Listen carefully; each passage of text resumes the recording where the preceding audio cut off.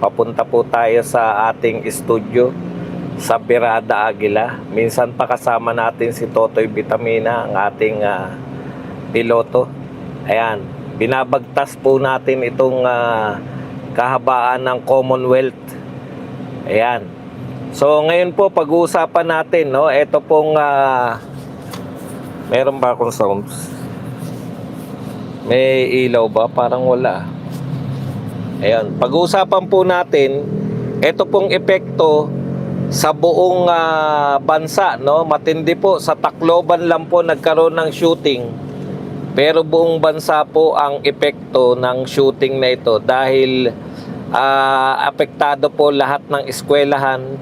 Ngayon po ang hahaba po ng pila. Papasok po sa eskwelahan, mahaba po ang mga pila ngayon dahil pinauso po yung kapkapan. Tapos po, meron po yung sa Batangas Integrated School. Dineklara po na walang pasok dahil po pag integrated school po yan, high school at elementary po yan, no? DepEd. So pampubliko po to, hindi po to private. Ito po ay dineklara na walang pasok dahil sa banta po ng pamamaril.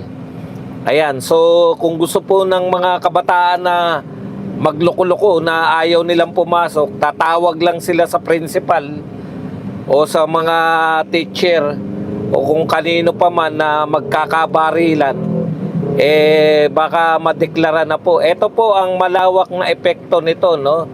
Totoo pong problema ito ng DepEd ngayon, halos hindi po natin makita. Dapat po nung kung ilang linggo na tong shooting, isang linggo na yata, dapat nakikita po ng taong bayan itong si DepEd Secretary Angara na nagbibigay po siya ng mga yung para makalma lang po yung mga buong lahat po ng eskwelahan sa buong Pilipinas. Hindi po natin nakikita to si Angara Buhat po nang nawala po sa DepEd si BP Sara, wala na po tayo nabalitaan na ginagawa po ng DepEd. Alam po ninyo, ito po, no, kay BP Sara talagang paghigpit po ang kanyang prioridad noon, no? Yung mga masasamang elemento diyan sa DepEd ay gusto niyang ipabura. Lahat po ng problema ng mga estudyante nasisilip niya, pero naging maluwag na naman po. Hindi ko po sinasabi na ma-resolve yung shooting na to nung kung ang DepEd ay si BP Sara. Kaya lang, wala po tayong nakikitang solusyon. Pang ano lang po. Ito po parang kumbaga yung mga kapkapan na po ito, ano po to parang ayuda po. Kumbaga sa kahirapan, ayuda lang po to. Hindi po to permanenteng solusyon. Wala po tayong narinig mula po sa Pangulo at sa DepEd Secretary. Paano po malulutas ito? Maya't maya po may takot. Takot na po yung mga tao na papasukin yung mga anak nila. Konting meron pa po dyan din sa Leyte naman. Nakita po ninyo, pinalabas po dahil yung mga estudyante, meron ako nakitang picture dito. Ayan. Ito po malaking problema po to, pero katulad po nito, yung ito po ay sa Tondo. Meron din pong mahabang pila dito sa Tondo, Maynila, at saka dito sa may umaabot po ng Sambatong isa na to, probinsya to. Ang haba ng pila. Tapos sa Orolyo, umabot na po sa mga LRT.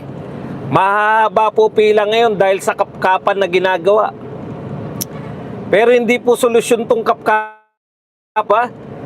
Tapos marinig mo rito sa ating mga Senado, sa ating presidente, naaawa po siya, nalulungkot, halos maiyak-iyak pa siya sa nangyari sa Tacloban.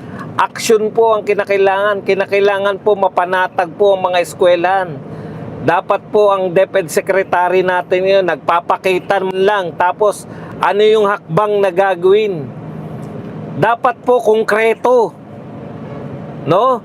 Hindi na po ubra yung mag-iimbestiga yung Senado ng ipagbabawal yung video games.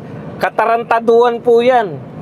Ang immediate pong problema, may mga banta po sa mga eskwelahan, may mga nahuhuli po na may revolver doon po sa isang eskwelahan. May nahuli na naman na revolver at panaksak. At lahat po ng eskwelahan ngayon ay mahahaba po ang pila. No? Same lang po. Yun lang po hanggang kailan po yung kapkapan na yan. Dapat po mga permanenteng solusyon, hindi po ubra yung mga haka-haka po na ang solusyon ay pagbabawal nyo yung laro.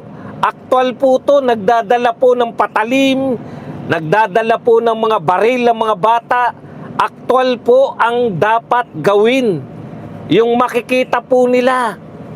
Ngayon, lalo na po pag nabalitaan nila na wala pong hindi po nasampahan yung 14 anyos na namaril.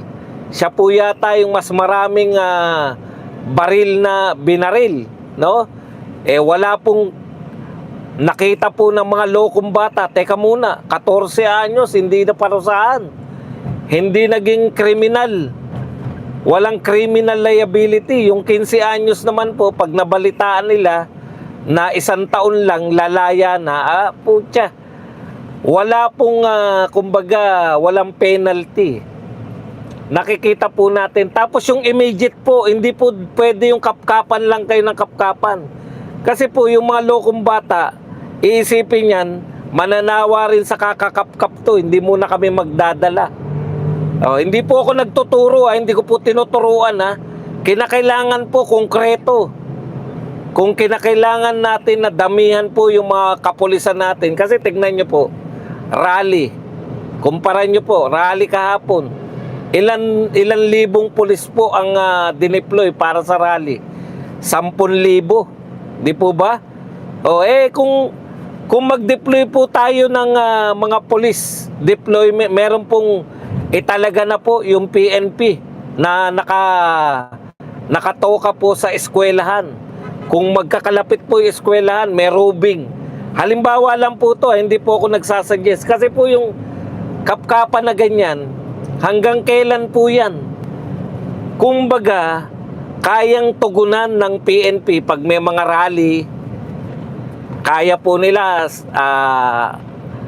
10,000 pulis para sa magraraling 1,000.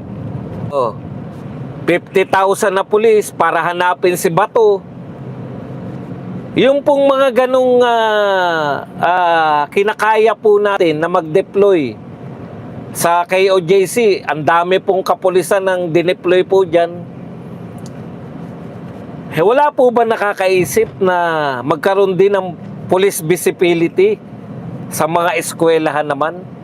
Kasi kahit pansamantala, yung maramdaman lang po ng mga lokong bata na, naku, mukhang hindi na talaga namin, hindi talaga kami obra. Ang problema po ganito nahuli po yung mga Tacloban shooters. May mga namatay po dun. Ano po ang problema? Nakita po ng mga bata na hindi po mapaparusahan yung 14 anyos.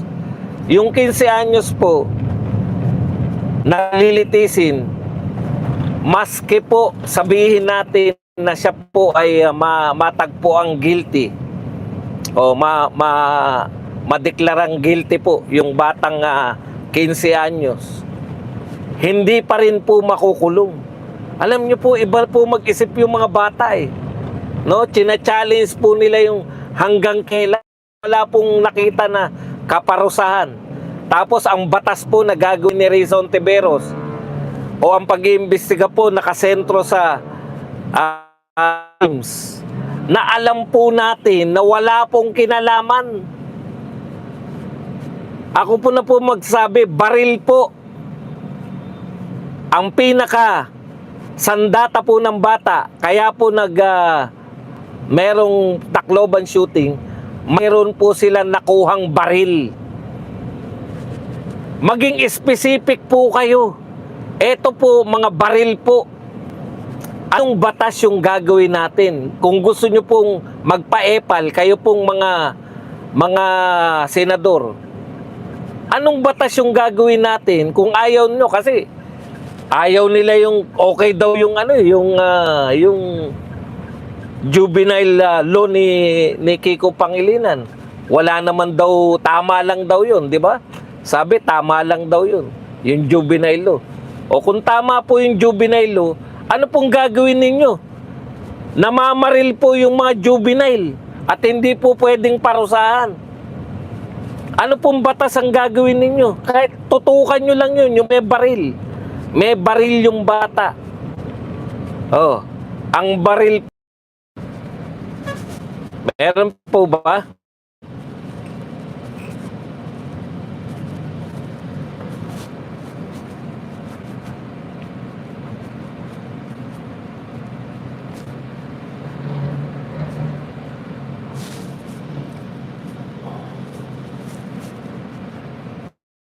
Okay pa po ba ako? Ano ba ako? Okay, balik pato po tayo. Pasensya na po kayo, medyo doon po sa dinaanan natin wala pong signal. Okay. Mag-1 lang po kayo kung okay na tayo. Ayan, balik po tayo sa tinatalakay natin. Sana po konkreto rin po. Halimbawa po, marami pong umiepal. Gagawa sila ng batas. Sa iniimbitahan pa lang ni Risa Ontiveros Sino iniimbitahan? Pangunahin niyang gustong imbitahan. Yun pong Gobrax, yung game developer po ng Gobrax.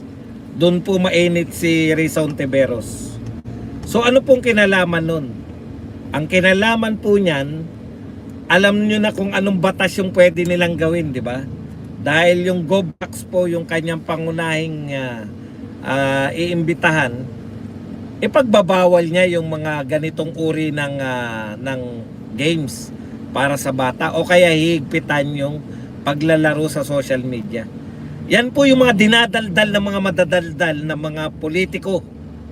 Higpitan yung social media, higpitan yung social media. Puta, ano pong kinalaman na social media? Meron po ba dala-dala yung bata na Gobrax na pang. Hindi ko nga alam kung paano nilalaro yung Gobrax na yan. Meron po ba siyang cellphone po ba gamit nila? At tinapatan nila yung mga bata, pang. Igo-Gobrax ko kayo, igo-Gobrax. Pang. Yung po bang mga namatay dahil po sa Gobrax? Simplihan nyo lang po ang pagtugon sa problema. Mayroong baril. Ngayon yung bata, alam niya, hindi siya mapaparusahan. So isang batas na yan. Kung iniisip ng bata na hindi siya mapaparusahan dahil siya ay minor de edad, may problema tayo sa ganyang batas. Bakit hindi mapaparusahan yung ganyang minor de edad? Una. Ikalawa, yung pagdadala ng baril. Ito po ba ay lisensyado? Kung lisensyado po yan, ikalawang batas na pwede nyong gawin. Walang kaparusahan yung may-ari ng baril. Bakit po? Pag nakasagasa po, halimbawa, ako ang may-ari ng sasakyan. Nakasagasa, may driver ako. Damay po ako sa kaso, di po ba? Lalo na kung iniiwan ng driver ko yung kanya nasagasaan. Bakit hindi po pwede na yung managot din yung may-ari ng baril? May batas bang ganyan? Hindi po namin naririnig. Wala po kaming naririnig. Sa ngayon, kayo po, may narinig na ba kayo na kinasuhan? Kinasuhan yung 15 anyos. Kinasuhan po ba yung may mga may-ari ng baril? Yung bang 15 anyos, siya po ang may-ari ng baril? Hindi, di ba? Kinasuhan na ba yung may-ari ng baril? Wala. Ang sinabi lang, walang kaso yung 14 anyos, may kaso yung 15 anyos. Eh paano yung may-ari ng baril na nakapatay, hindi si Gobrax? Puta, yan yung nakakabwisit eh. Mag-iimbestiga. People's money, milyon kada investigasyon para lang magpasikat si Risa Ontiveros. Bakit magpapasikat? Magpapasikat kasi tatakbong presidente. Ano magiging resulta? Ipagbabawal ang Gobrax, ipagbabawal ang larong kung ano-ano. Paano yung may-ari ng baril? Wala lang. Dapat may pananagutan. Para sa susunod, yung menor de edad na nakakuha ng baril ng may-ari, mismo yung may... Okay. Tapos, makikita mo yung